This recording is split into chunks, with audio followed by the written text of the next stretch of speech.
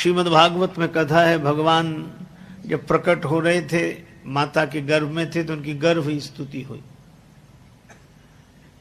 तो एक संत ने कहा कि भगवान गर्भ में आए तो देवता उनकी स्तुति करने लगे। एक सज्जन खड़े हो गए, कहने लगे भगवान भी गर्भ में आते हैं। अब उसको आपत्ति है, भगवान और गर्भ में आ जाएं तो फिर हम में और भगवान में अंतर क्या है? तो उसने कहा भगवान भी गर्भ में आते हैं। तो कथा कहने वाले महात्मा कुछ कहते, इसके पूर्व ही एक महापुरुष वहां विराजमान थे, उन्होंने उसी से प्रति प्रश्न किया। उसने कहा क्या भगवान गर्भ में आते हैं? तो महात्मा उससे पूछने लगे क्या भगवान गर्भ में नहीं है? क्योंकि एक और तो तुम कहते हो कि भगवान कण कण में ईशावास्यमिदं सर्वम यत्किंच जगत्याम जगत, ईश इदम सर्वम ईश आवास्य, सब जगह ईश्वर। जब सब जगह है तो सब जगह से माता का गर्भ बाहर है। अरे भाई जब सब जगह है तो किसी ने माता के गर्भ में मान लिया तो क्या कठिनाई हो गई? जब सब जगह है तो किसी ने मूर्ति में मान लिया तो कठिनाई क्या हो गई? जब सब जगह है तो किसी ने चित्र में मान लिया तो कठिनाई क्या है? अद्भुत हमारी व्यापकता की सोच है। हम परमात्मा को सर्वव्यापी तो मानते हैं, पर मूर्ति में नहीं मानते, चित्र में नहीं मानते, और परमात्मा सर्वव्यापक है। इतनी सुंदर बात कही कि सर्वव्यापक को किसी ने कहीं भी मान लिया, क्या फर्क पड़ता है? वह तो है ही। चाहे मंदिर में, मूर्ति में, कैलेंडर में, आपका जहां मन करे वहां मान लो, पर अपने ढंग से मान लो, अपने हिसाब से। अब मीराबाई ने भगवान का एक नाम चुना, मीरा के प्रभु गिरधर नागर, यही नाम, मीरा के प्रभु गिरधर नागर। और सूरदास जी, जय मीरा के गिरधर नागर, सूरदास के श्याम, नरसी के प्रभु साह संवरिया, तुलसीदास के राम। कितने भगवान हो गए? मीराबाई के तो गिरधर नागर, सूरदास जी के श्याम, और नरसिंह जी के सांवल शाह, और तुलसीदास जी के राम। अरे भाई एक बार एक सज्जन बोले कि श्री कबीरदास जी ने तो 4 राम बताए अलग अलग। हम लोग 4 कैसे? का एक राम दशरथ का बेटा, एक राम घट घट में लेटा, एक राम का सकल पसारा, एक राम सब घट से न्यारा। हमने कहा कबीरदास जी ने 4 कहा, एक ही तो कहे। आप विचार करो, एक राम दशरथ का बेटा, एक राम घट घट में बैठा, एक राम का सकल पसारा, एक राम सब घट से न्यारा। राम तो एक ही है, राम अलग अलग कहा? बोले ऐसे तो हमने सोचा ही नहीं। तो हमने कहा ऐसे कहा करो कि वही राम दशरथ का बेटा, वही राम घट घट में बैठा, उसी राम का सकल पसारा, वही राम है सबसे न्यारा। इसलिए भगवान के जितने रूप हैं भक्तों ने बनाए। नरसिंह जी तो अपनी कुटिया में श्री कृष्ण गोविंद हरे मुरारे, हे नाथ नारायण वासुदेवा, श्री कृष्ण गोविंद।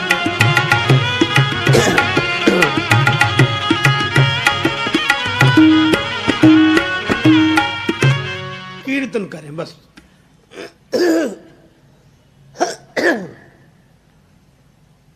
अब ऐसे के पास रहे कौन? सो महाराज 16 सूरदास, उन 16 के तो आंख थी नहीं, ऐसे के पास आंख वाला रहे काहे को? बेचारे सूरदास रहते, उन्हें कुछ दिखता ही नहीं था। और नरसिंह जी कीर्तन करें, वो अपनी आंख बंद कर लें।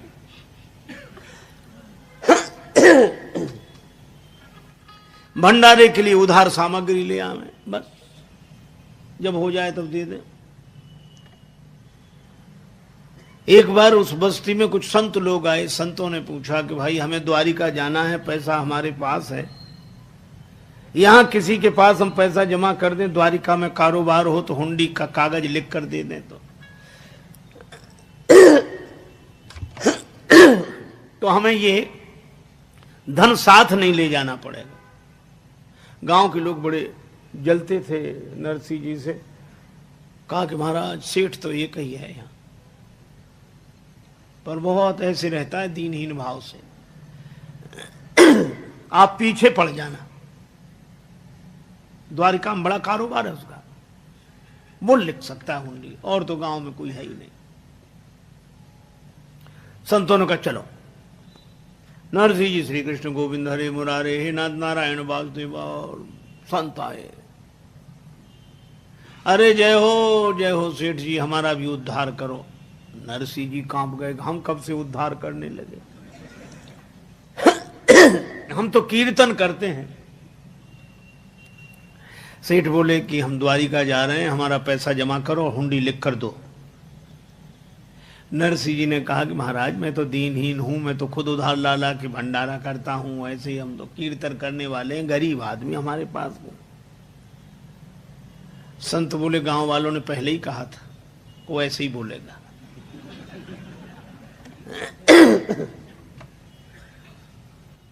ये नहीं चलेगा, हम सुनना ही नहीं चाहते। महाराज हमारा कोई कारोबार नहीं द्वारिका में, हम सही कहते हैं। अब जब ज्यादा जिद की तो संतों ने एक ही बात कही, हमारी सौगंध करके कहो द्वारिका में तुम्हारा कोई नहीं है। अब नरसिंह जी की आंखों में आंसू आ गए। ये कैसे कहते हैं कि द्वारिका में कोई नहीं? द्वारिका में ही तो कोई है जिससे हमारा नाता है। नरसिंह जी चुप हुए। संतों ने कहा तुम लिखो हुंडी। नरसिंह जी ने भी सोचा कि भगवान ने भेज दिया तो लिखा ही देते। लाओ पैसा ले लिया, हुंडी लिख दी। लिखें किसके नाम? तो झूठ ऐसे ही नाम भगवान का मना के सावल शाह फर्म मिलेगी, सावल शाह है वहां ये कागज दिखाना, तुम्हें रुपए मिल जाएंगे, जाओ। नरसिंह जी सोच रहे थे संत अभी इतनी जल्दी तो आते नहीं, तब तक भोज भंडारा होगा, जो होगा देखा जाएगा।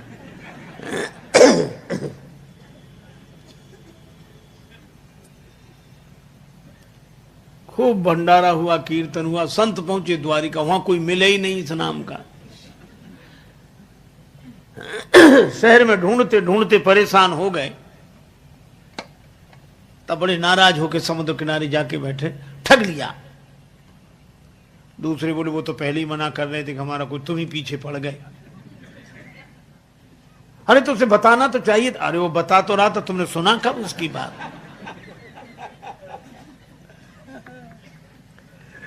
नरसिंह जी को बुरा भला कहने लगे, गाली देने लगे। संतों की भाषा। बैठ सिंधु तट संत जन भरने लगे जो आह, तब तक प्रभु जी प्रगट भे बन के सांवल साह। भगवान सांवल साह बन के प्रकट हो गए। चश्मा लगाए, कलम कान पे रखे, पगड़ी बांधे, पूरा पोशाक। अरे भैया जूनागढ़ से कौन आए? नरसिंह जी का नाम कौन ले रहे हैं? कौन ले रहे हैं भैया? कौन कौन? अब संतों ने सुना कि कोई अपनी बारे में पूछ रहा है। संतों, अरे भैया आओ आओ आओ, आप भले आ गए हो। मेरा नाम सावल शाह है, तो मैं यहाँ से बहुत दूर रहता हूँ, इसलिए कल मिल नहीं पाया। लाओ हुंडी दो। संतों ने कहा जल्दी दो। हुंडी दी, रुपया मिल गया। भगवान ने एक चिट्ठी लिखी नरसिंह जी को, ये दे देना। संत आराम से द्वारिका रहे। अब लौटे, जूनागढ़ में चिट्ठी देते चले। अब जूनागढ़ पहुंचे तो लोगों ने कहा कि वही संत आ रहे हैं जो द्वारिका गए थे, तुमने हुंडी लिखी थी।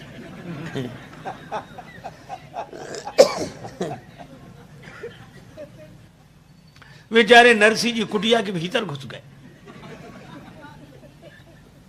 अब संत कहे बाहर तो निकलो भाई, बाहर तो आओ। अब भीतर से कहे महाराज क्षमा करो, और क्या बताएं, आप ही नहीं माने, हम तो बहुत मना किया कि हमारा कोई नहीं, और आप ही नहीं माने। बोले ये सब बाद में, पहले बाहर निकलो। नरसिंह जी बेचारे किसी तरह कांपते हुए आए, सिर झुकाए, हाथ जोड़े खड़े। संतों ने कहा कि देखो कितना बड़ा कारोबार और विनम्रता कितनी। अब नरसिंह जी को लगे कि व्यंग कर रहे हैं। महाराज अब हमसे तो जो हुआ सो गलती हुई सो हुई। अरे नहीं, काहे की गलती है? संतों ने कहा सचमुच हम व्यंग नहीं कर रहे, ये चिट्ठी पढ़, हमें सामल शाह ने दी। नरसिंह जी ने वो चिट्ठी पढ़ी, उसमें लिखा था, सिद्ध श्री जूनागढ़ के भक्त राज नरसिंह को कहियो हमारी जाए जय नरसिंह की है। संतन के बहाने मोह सेवा को अवसर दियो। चिट्ठी लिख भेजी, बात यह नीकी है। बार बार संतन के संदेशे तो भेजत मोह, आप नहीं आवत बात यह फीकी है। और जान के मुनीम फेर याद करना हमें, काम काज लिखना ये दुकान आप ही की है।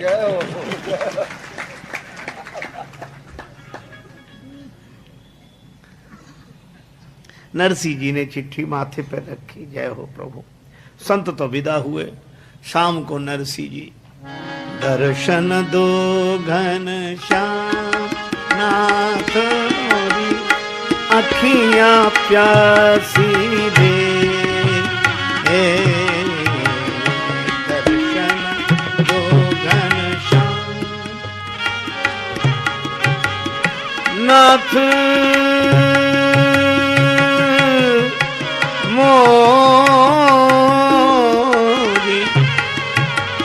मोरी,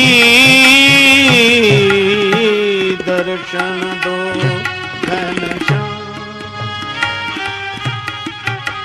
कीर्तन करने लगे।